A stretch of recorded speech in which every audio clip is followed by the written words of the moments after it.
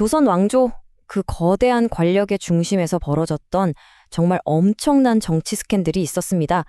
한 가문이 어떻게 왕을 자기들 마음대로 갈아치우고 나라 전체를 소나기에 넣었는지 오늘 그 충격적인 기록을 한번 따라가 보겠습니다.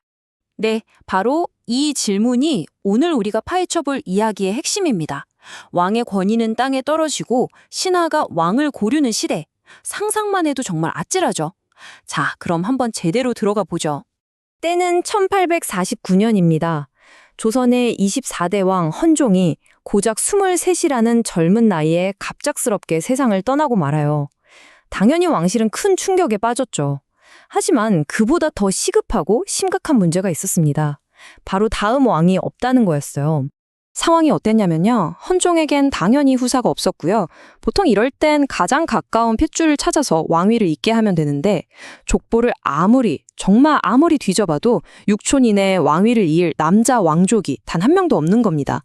그야말로 전대미문의 국가적인 위기 상황이었던 거죠.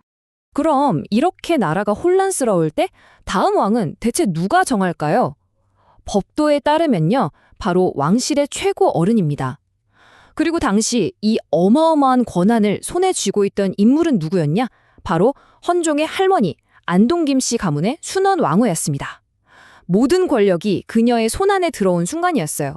순원왕후와 그녀의 가문인 안동김 씨에게 이 상황은 위기가 아니었습니다. 오히려 절호의 기회였죠. 그들은 나라에 가장 도움이 될 왕이 아니라 자신들의 가문에 가장 유용한 왕을 찾기 위한 치밀한 계산을 시작합니다. 당시 유력한 후보는 대략 3명 정도로 좁혀졌는데요. 이 표를 보면 정말 재밌습니다. 안동김 씨가 이 후보들을 평가한 기준이 왕으로서의 자질이 아니에요.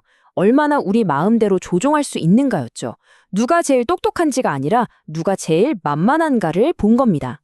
그러니까 보세요.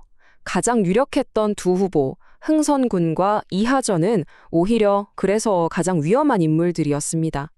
흥선군은 이미 왕족들 사이에서 리더 격이었고 너무 똑똑해서 다루기 껄끄러웠죠. 8살 이하전은 당장은 괜찮아 보였지만 머리가 비상한 데다가 가문 배경까지 좋아서 크고 나면 자신들의 권력에 가장 큰 위협이 될 게 뻔했습니다. 그래서 안동김 씨가 내린 선택이 정말 충격적입니다. 바로 이원범. 강화도에서 농사나 짓고 있던 정말 별 볼 일 없는 왕족이었죠. 그의 가장 큰 장점은요. 바로 그의 약점이었습니다. 영모죄로 망한 집안 출신에 제대로 된 교육도 못 받았고 뒷배가 되어줄 처가도 없고 스스로는 아무런 힘이 없어서 안동김 씨에게 기댈 수밖에 없는 그야말로 완벽한 허수아비였던 거죠. 자, 이렇게 허수아비를 왕으로 세우기로 정했지만 아직 문제가 남았습니다. 바로 역적의 자손이라는 치명적인 꼬리표를 떼어줘야 했죠. 안동김 씨는 자신들의 꼭두각시 왕에게 정통성을 만들어주기 위해서 역사상 가장 대담하고 무서운 계획을 실행에 옮깁니다. 그 계획이 정말 치밀했어요. 첫째, 족보를 무시하고 이원범을 순원 왕후의 양아들로 입양시킵니다. 그래야 왕이 어려서 정치를 대신한다는 수렴청정의 명분이 생기니까요. 둘째, 영모죄로 죽었던 그의 가족들을 모두 복권시켜서 신분을 깨끗하게 세탁해주죠. 그리고 마지막, 진짜 가장 충격적인 단계로 넘어갑니다. 네, 맞아요. 그들은 과거를 그냥 덮는 수준이 아니었습니다. 기록 자체를, 역사를 그냥 없애버리기로 한 거죠. 말 그대로 역사를 물리적으로 도려낸 겁니다. 배가 흔 7, 이 숫자가 뭘 의미하는지 아세요? 국가 공식 기록물인 일성록에서 칼로 기록을 도려낸 흔적이 무려 배가 흔 7군데나 발견됐습니다. 자신들의 권력에 방해가 되는 왕의 과거를 지우려고 나라의 역사를 말 그대로 난도질한 거예요. 정말 역사상 이런 짓은 없었습니다. 이렇게 안동김 씨는 완벽하게 권력을 장악했습니다. 하지만 한 가문의 탐욕이 만든 이 절대 권력은요, 나라 전체를 병들게 했습니다. 그리고 그 고통은 고스란히 백성들의 몫이 되었죠. 3. 이 숫자는 안동김 씨 가문에서 연달아 배출한 왕비의 수입니다. 헌종에 이어서 새로 왕이 된 철종의 왕비까지. 조선 역사상 한 가문이 이렇게 연달아 3명의 왕비를 낸 적은 없었어요. 이건 사실상 왕실이 김씨 가문의 소유가 됐다는 걸 보여주는 명백한 증거죠. 이 기록을 보면 정말 마음이 아픈데요. 왕이 되기 전 철종의 삶에 대한 묘사입니다. 친척 집에서 종노릇하면서 매일 매를 맞던 사람이 하루아침에 나라의 왕이 된 거예요. 안동 김씨에게 왕의 자질이나 인품 같은 건 정말 단 하나도 중요하지 않았다는 걸 극명하게 보여주는 대목이죠. 안동 김씨의 이런 쇄도 정치, 그러니까 왕을 허수아비로 만들고 소수 가문이 권력을 독점하는 이 기형적인 정치는 극심한 부패를 낳았습니다. 관직은 돈으로 사고 파는 게 당연해졌고 그 부담은 전부 백성들에게 떠넘겨졌죠. 결국 참다 못한 백성들이 들고 일어나서 1862년 한 해에만 전국에서 70건이 넘는 농민 봉기가 터져 나왔습니다. 나라는 이미 뿌리부터 썩어 들어가고 있었던 겁니다. 이 모든 혼란과 부패 속에서 이 잔인한 죽음의 게임이 어떻게 돌아가는지 정확히 꿰뚫어 본 사람이 딱 한 명 있었습니다. 그리고 그는 살아남기 위해 아주 독특한, 정말 기묘한 전략을 선택합니다. 네, 바로 흥선군입니다. 기억하시죠? 왕위 계승 후보 1순위였지만 너무 똑똑해서 탈락했던 바로 그 인물.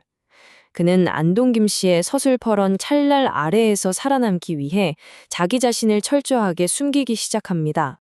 그는 완벽한 바보, 정말 쓸모없는 망나니를 연기했어요. 왕족의 체면은 다 버리고 시장 바닥에 불량배들과 어울리고 심지어는 초상집에 가서 구걸하다시피 음식을 얻어먹기까지 했습니다. 그래서 사람들이 그를 뭐라고 불렀냐면 상갓집 개라고 부르면서 경멸했죠. 그런데요, 바로 그게 흥선군이 원했던 반응이었습니다. 왜 그렇게까지 했을까요? 왜냐하면 안동 김씨에게 조금이라도 위협적으로 보이면 어떻게 되는지 그는 너무나 잘 알고 있었거든요. 그 총명했던 또 다른 왕위 후보 이하전을 기억하시나요? 그는 커서 이 나라가 이 씨의 나라인가 김 씨의 나라인가 라며 정면으로 덤볐고 그 결과는 21살의 젊은 나이에 사약을 받고 죽는 거였습니다. 이것이 바로 흥선군의 생존 전략이었습니다. 이건 단순히 바보인 척하는 연기가 아니었어요. 자신의 존재 자체를 하찮고 위협적이지 않은 존재로 만들어서 그 무서운 칼날을 피하는 고도의 기술이었던 거죠. 모두가 자신을 우습게 보게 만들어서 스스로를 지킨 겁니다. 그의 연기는 정말 상상을 추월했습니다. 당시 최고 권력자였던 김좌근에게 온갖 아첨을 다 떨었고 심지어 김좌근이 자기 첩에게 절을 해보라고 시키자 왕족의 자존심을 버리고 망설임 없이 절을 하면서 형수님이라고 불렀다는 기록까지 있습니다. 그 굴욕의 순간에도 그는 속으로 칼을 갈고 있었던 거예요. 그는 이 모든 수모와 굴욕을 방패 삼아서 살아남았습니다. 그리고 그 방패 뒤에서 조용히 아주 날카로운 칼을 갈고 있었죠. 모두가 자신을 비웃는 동안 그는 안동 김씨의 시대를 제 손으로 끝장낼 그 결정적인 순간만을 기다리고 있었습니다. 과연 흥선군이 휘두를 그 칼은 이 썩어버린 나라를 구할 수 있었을까요?